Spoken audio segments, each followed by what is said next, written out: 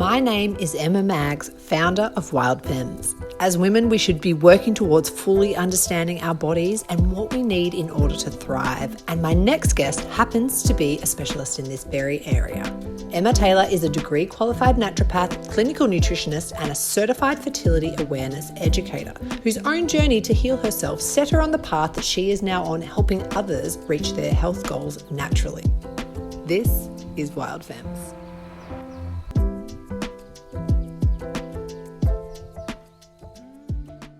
Emma, thank you so much for joining us.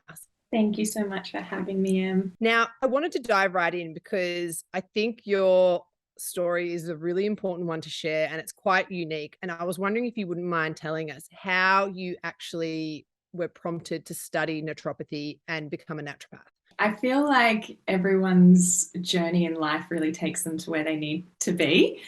So my journey really began in my early 20s. So I was on the oral contraceptive pill, like many women were or are, for 5 years of my life. So 16 to 21. And then I decided I wanted to come off it. Once I transitioned off it though, my cycle didn't return for 3 years. So during this time, I saw a number of GPs, gynecologists, really just to try and figure out what was going on. But I never got the answers or the support I needed. I was actually misdiagnosed a few times.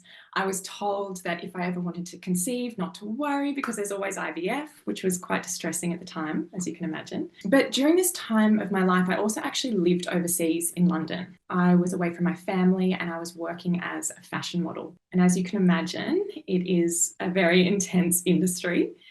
And you really do become a product of your environment. We're all privy to the fact that the fashion industry can be kind of direct and brutal at times. Are you able to go into some specifics around like the impacts it did have on your physical and mental health? I actually am a very proactive and ambitious person. And in that industry, really the only way that I thought I could, quote unquote, better myself or get ahead in my career was to look better. How I thought to do this was to restrict what I ate, was to exercise, was to really be in shape.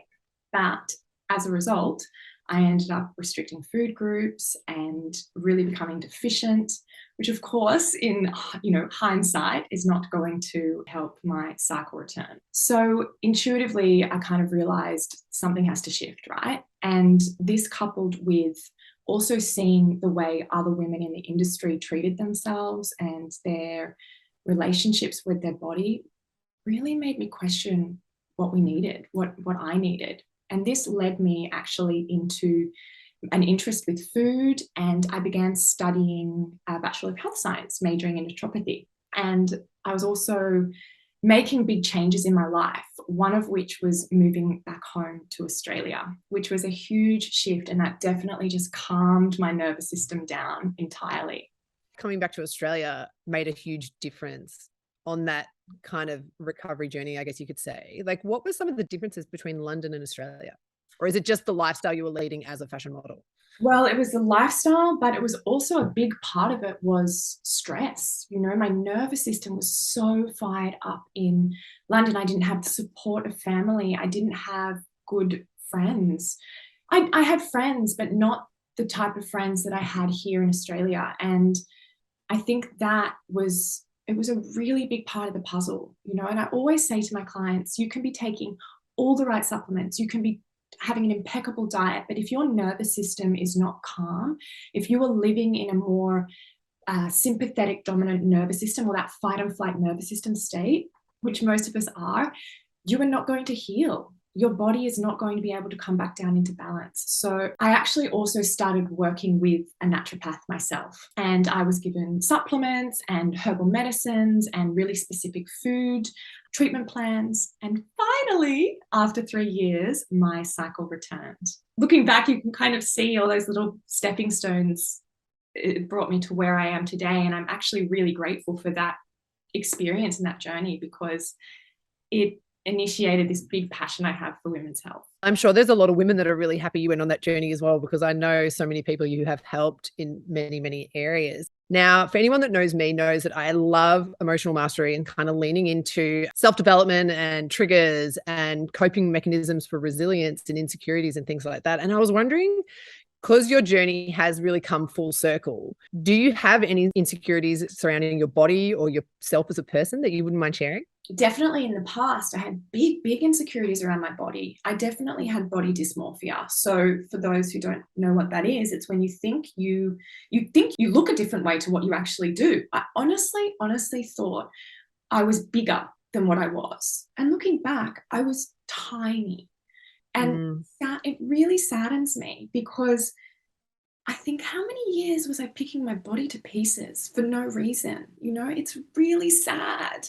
And I think now, particularly working with women who might be going through the same thing or just lacking self-love, it's really brought more awareness to the importance of just loving yourself. And I know it can sound really like cliche or whatever, but it's so true. What were your coping mechanisms when you were a model then? Because like, I'm sure when you're a model, people are really blunt with you about how you look.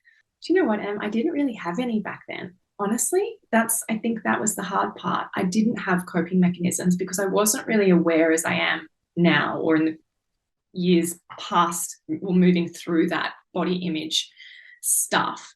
But I actually am pretty good at self-talk, like self-coaching. I think I've always had that. Thinking back now, even as a teenager, I'm pretty good at saying, you're okay, and, rise up and try not to take that on board or think about something else, that self-coaching to move through. But now I actually have a really big sense of humor around it. Like, it's just, you watch the thoughts come and you can just have a little giggle because now I'm able to separate my mind from my thoughts. It's just noise, right? We all have it. We're never going to have pure thoughts constantly. There always might be some thought that you think, oh my goodness, what is that? Or catching yourself going, oh, look at the cellulite, but just not kind of attaching to it, just being a bit more gentle on myself. Not running away with it. And I think a big shift from that insecurity was conceiving, growing, and birthing my baby. Wow.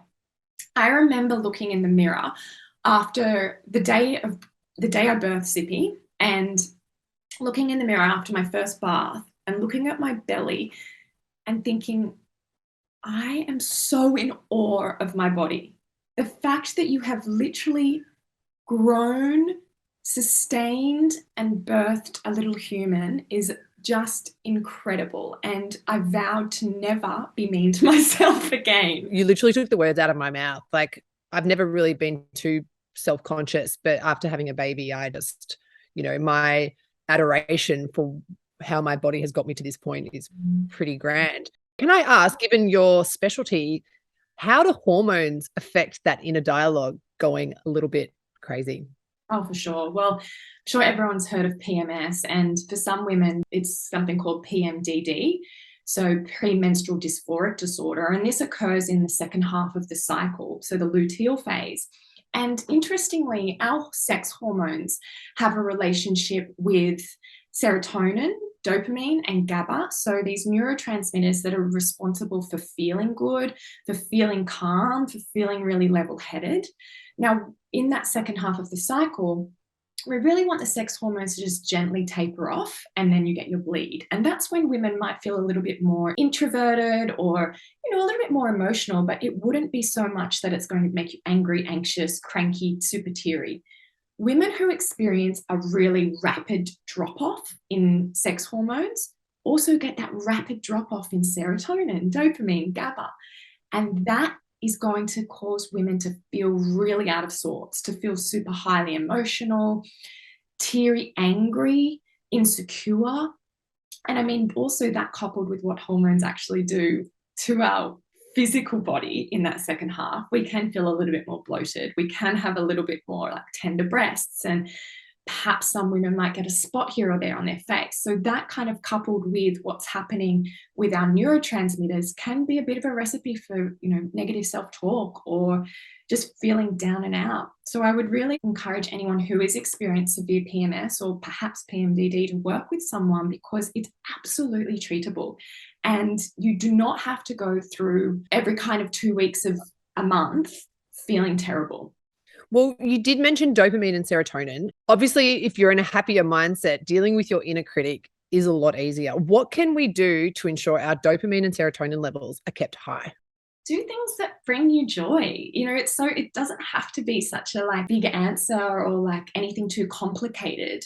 Honestly, just tune in with yourself. What makes you laugh? What brings you joy? Have fun. I think as adults, we become really like do more, work more. Like we forget that actually being silly and being a dag can be so fun. And I honestly think having my little daughter, I'm just a dag 24/7 now, just so silly, just to make her laugh and just to get on her level. It's so much fun. Well, then nothing really beats a baby laughing though, don't you think? Like it's euphoric. Oh my gosh. Zippy was a Zipporah, brings me so much joy, so much fun. What brings you joy? How do you have fun? Dancing, um, just being silly with my husband, going to the beach. That's honestly my happy place. Yeah, nature. Yeah, they're the big things. Honestly, it's pretty simple for me these days. But being with friends and family, honestly, just connection. Given your journey and the fact that you were unaware of how these effects of the pill and all these different things were having on your body, when we started talking about preparing for conception, I never even had uttered the words vaginal mucus. Do you know what I mean? Like, I never even gave my vaginal mucus a thought, let's be honest. And you completely blew my mind, with learning how to find out when I was ovulating just by monitoring my own body. Like, most people get the packet from the pharmacist. So what were some of the things that really shocked you that women didn't know, I guess? Honestly, I think there needs to be a big shift up in our sex ed. Yeah, 100%. my mission in life.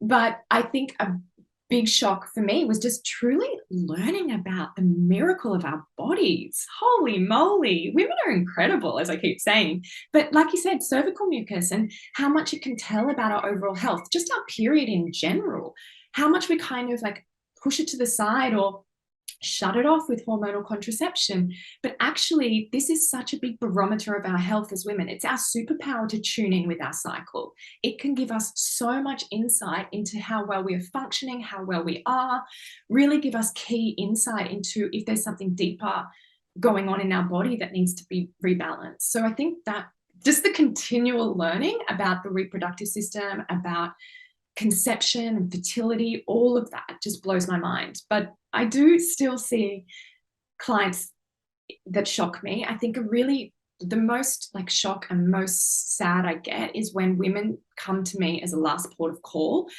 and they have been mistreated, so to speak, with their health. They've been kind of shafted to this practitioner, and this practitioner never really got the help that they needed. Sharing a little story, I saw a woman that was at the point that she really wanted to conceive, or she'd been trying to conceive for the last few years, and she came to me, but the only way she would be able to conceive was through IVF, because she was diagnosed with endometriosis. She had a number of laparoscopies, but during one of them had so much scar tissue formed from the procedure that her fallopian tubes were now blocked. Heartbreaking that she would never be able to conceive naturally. And I know I truly trust that every health practitioner does the best they can. They really do. No one goes out to cause harm. But I think it can be permanent. And it really saddens me when I see someone who's sitting in front of me that, yes, she can still hold a baby, but in a way, something was taken away from her that was not her choice and out of her control. And that's really shocking. I would love to personally see a bigger push for the integration between Western medicine and natural therapies, because whilst the advancements in science have been astronomical for us as a community, getting to the root cause of why we feel certain ways is also incredibly important. And it's really wonderful work that you do. I was just wondering, a lot of women see you in regards to their fertility to help them fall pregnant or get their bodies prepared to fall pregnant. What are some of the biggest myths we can bust around hormones, fertility, conception? Because I have a live container called Fertile Foundations where I help couples on their fertility journey. And I do a live kind of mini masterclass every week. And yesterday I busted a number of fertility myths. So this is very fitting timing. Gosh, there's so many really, which I do have a giggle about. One of them is positions with intercourse. You know, does your intercourse position affect the success of conceiving? Feed up the false. What do you think? True or false? False. So our body is so intelligent that, you know, once sperm comes in contact with fertile type mucus, that fertile type mucus is going to nourish and transport it up to the awaiting egg. And the whole, you know, womb helps that process as well. It doesn't, you don't have to kind of sit with your legs up the wall. I'm not going to lie. I'm pretty sure I might have done that. I'm not sure. I don't think you're the only one. I'm not alone. I'm not alone. So funny. I think another really important one to bust is that sub-fertility, I don't like saying infertility unless it's final, unless either partner is sterile. Sub-fertility often lands on the woman's shoulders. It's often thought to be a female factor problem. This is actually a big myth because it's actually 30% is male factor, roughly 30% is female factor, and the other percent is unknown cause. It's pretty equal. The first cause of sub-fertility is from a woman having irregular ovulation. So she might have irregular cycles or she may have no cycle. But after this, the second most common cause of sub-fertility is due to subpar sperm. So this is a really big one that, you know, it does take two to create life. And I really want that message to be shared far and wide so women don't feel the kind of weight on their shoulders all the time. I could keep going without the myths, but you probably want to keep going. I think that's a really good place to start. And I'm sure if we all tune into your channel, we'll hear more quality myth busting in regards to that. Now, you have always been someone that I've admired for living a very authentic life that aligns with who you are as a person and the people you associate with and things like that. I'm just wondering, like, how do you approach living a life by design for you? Like, how do you stay authentic and aligned? Something I'm definitely have been working on, that, you know, balance, staying aligned to me. And I think a big part of it is carving out space for me. Now that I'm a mum, most of my day revolves around Zipporah, which I love. She's the best thing in my life. But the way that I can kind of keep balance in my life is carving out space for me. And fortunately, as I said, that's just starting to come back into balance. Zippy is now sleeping through the night. Woo-hoo. So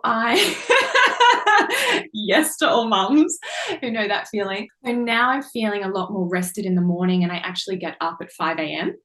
And this time is for me. So this has been something that I have craved since, you know, over a year and a half now. I get up at 5. This is the time where I meditate, I stretch, I journal, I have a slow cup of tea, uninterrupted. I ponder. What lovely pondering time I have. I mean, who gets pondering time as a mum? Pondering is amazing. Also, that sounds glorious. And I'm so pleased that you get that time now, because balance is almost sometimes a bit of a mythical beast. And I do actually, on that, don't think we'll ever find perfect balance. But if I can have little pockets in my day, that's what helps me keep aligned as much as possible. Something else I also wanted to bring up with you is you're actually really good at personal boundaries. You know, you're on Instagram and you have a large following who probably reach out to you super regularly. You run your own clinic. One thing I really respect is that you're always just very clear with, these are the days that I can speak to you. These are the days I see clients, and, you know, but it's always in such a loving, very kind way and very respectful. I think it's really, really important for everyone to set personal, social media, family, all the boundaries, right? Because that's when you feel like your energy's not seeping out. And I honestly think, and you probably every mum, probably every kind of go-getter woman, really, time is kind of their thing. Like, they feel time poor. That was a big one for me as well. So I really think if I create boundaries that support me, my time and my energy, then I'm going to feel a whole lot better and be able to be present with that part of or area that I'm focusing on at that time. For anyone that might be finding it hard to set personal boundaries in all those areas that you just explained, do you have any tips or advice for them? So I would say actually one of the most basic tips is to set a email responder. I did that, I don't even know, 4 years ago. And it was the best thing ever because you don't think like, actually, if you don't answer your emails straight away, the world's going to continue. You know, no one's going to die. It's going to be okay. But I think this pressure going, I need to email them back. If you set an email responder and just say, giving really clear, loving boundaries, like, thank you so much for your email. I so appreciate you getting in touch with me. I will respond to your email on set times because I am conscious of, you know, I'm trying to juggle work, motherhood, life as well. And I think, again, like you said, it can be in a really respectful, loving way.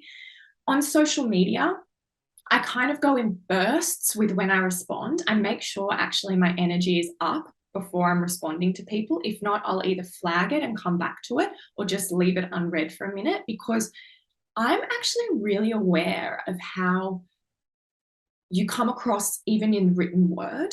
I think that's pretty powerful, even in an email or even something so silly as like a private DM. People have gone out of their way to get in contact with me. I want to show the respect to respond to them, but not in a rushed kind of way. So yeah, I try and just kind of block out time and go, okay, now I'm feeling energized, I'll respond to everyone. Yeah, because I can imagine, especially with people with online profile and audience, some people in communities just expect instant response and a lot of time. So that can obviously weigh on you. And it's interesting that you brought up energy because obviously you need to be in the right headspace to be able to give so much of yours. I think also, a big one is right now we are so accessible, aren't we? Like through so many different platforms. And I'm very conscious as well to not have notifications on my phone or anything like that, because I think that's another subconscious boundary. When you're constantly getting notifications, you're sort of pulled out of your present moment and into something else. So having those boundaries, turn off notifications. So it's your choice when you want to go to a platform, open it up and be in that realm, like in that world. Also boundaries around, you know, I don't open my phone or look at my phone for a couple of hours in the morning. And at night I try and do the same. So I think that's a really easy tip that you can do as well to keep boundaries. That's such an easy one. I have been trying to do that and I find it really hard. It's such a reflex to just get stuck into it in the morning or be on your phone till late. So that's actually a really good, like, easy goal that we should all probably strive for. Before we go, I have 5 just quick questions I would love to fire your way. Okay. What are 3 things that you would want every woman to know before starting their fertility journey? Both you and your partner, at least 3 months of preconception care. So both of you. Learn about your fertility. So learn to read your signs of fertility, understand your cervical mucus. And I think the third is just build trust with your body. You know, trust your miraculous body. It's so intelligent, more intelligent than we ever give it credit for. Now, what advice would you give to anyone that might be feeling the pressure to look a certain way or isn't comfortable in the skin you're in, given that, you know, you've experienced your own body dysmorphia? I honestly think, Em, that most of us will go through something like this at one point in our lives. And I honestly think this is a part of our journey of growing into ourselves, figuring out our uniqueness. I guess I would say, remember that the most interesting, intelligent, talented people in the world really do things their own way. So imagine a world if we were all the same. It'd be pretty boring, right? I 100% agree. What are the things that you do just for you? Are there any rituals or practices? Like you mentioned, your morning routine obviously is a big one. Is there anything else that you could share? That's a big one for me. And also moving my body. I think, you know, celebrating the strength of my body is really important, particularly after having Zipporah. Just regaining strength in my body. And I used to exercise for looks. Now I exercise for strength and for like literal longevity in my life. So that's a big one. Yeah. How you feel rather than how you look. Exactly. How do you stay in alignment when you're juggling all of life's things? You're a mom, you're a wife, you're a daughter, you've got your clinic, you know, you've got a lot going on. Like, how do you stay in alignment? I think we touched on a big one, which was boundaries. I'm really trying to set solid boundaries of when I do what. Rest when I need to, like really honor need for rest and honor my capacity at which I can hold space for other people, for my family, for myself. And another one is trying to be really organized. So, tiny little boring things like figuring out what we'll have for dinner in the week, silly little things like that actually make a big impact in the week, because it's space you just don't have to kind of think about when you're in it. So organization's a big one. And one of the most important questions I have to ask is, how do you stay wild at home, in life, in love, work, all of it? It's such a lovely question. I think a big one for this is trusting my intuition, trusting my way to do things. That's something I've had to really learn, that to stay in my lane, that comparison is the thief of joy. I think, the intuition is a really big part that we have to foster. Self-reflection, self-awareness, and growth, just keeping on coming back and seeing what worked, like how did I feel in that situation, more play, more joy. If I'm not having fun in my work or in my life, then something's wrong. So I think that's a really big part of the self-reflection and self-awareness of like, how can I bring more fun and ease and play into this? I think that's such a lovely answer, because I think intuition does get lost. And you mentioned before about we're constantly in fight or flight, and that ability to bring ourselves back down is reducing every day with all our environmental factors. So I think intuition and finding joy is like a perfect way to end our chat today. Thank you so much for your time. Thank you for having me. Now, if anyone needs to get or would like to get in contact with you, what is the best way to reach out to you? So you can come and find me over on my Instagram. So that's Ema with one M, Taylor Naturopathy. You can send me a DM and we can chat, or my email or website. You can pop over and see my offerings on my website. But Instagram's a fun platform to kind of be lighthearted with chatting. And there's an abundance of really quality content on there about everything that Ema does. So it's also a great resource for you if you are looking to get healthier, reach health goals, or start your fertility journey. So Ema, thank you again.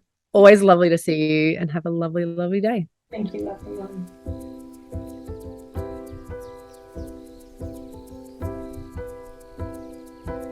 Thank you for tuning in to Wildfemmes. We hope that you enjoyed that chat, and be sure to follow us on our journey over on YouTube, Instagram, Facebook, and Spotify.